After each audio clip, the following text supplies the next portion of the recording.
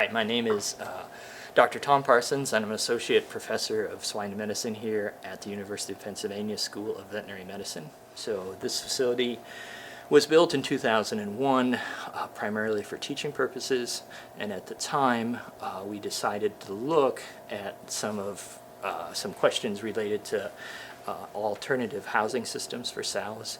We knew what was happening in Europe, that there was growing kind of public concern about how pigs were raised, and so we wondered if some of those questions would eventually come to the U.S. So that was the kind of genesis of this facility, was to look at alternatives to the gestation stall, as well as meeting some of our teaching needs.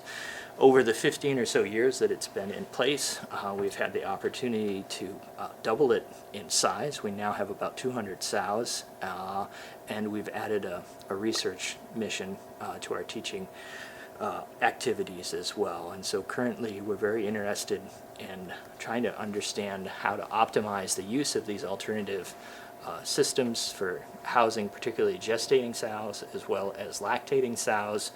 And part of the motivation behind that is that today there's over 70 nationally branded companies, food companies, that have asked for the gestation stall to be removed from their supply chains. And so this is creating challenges for farmers as they're being forced to move away from some of the common practices that they've been using for 30 or 40 years. And so what we've been trying to do is help understand how to best to implement these systems, and in particular some of our research has been focused on really how do we find the right animal to work in the system, as well as understanding how best to train people to work and utilize these new techniques. Our challenge here is to try to find cost-neutral changes to the production systems that are going to allow pigs to be produced as profitably and as productively as before, but then actually meeting the societal expectations.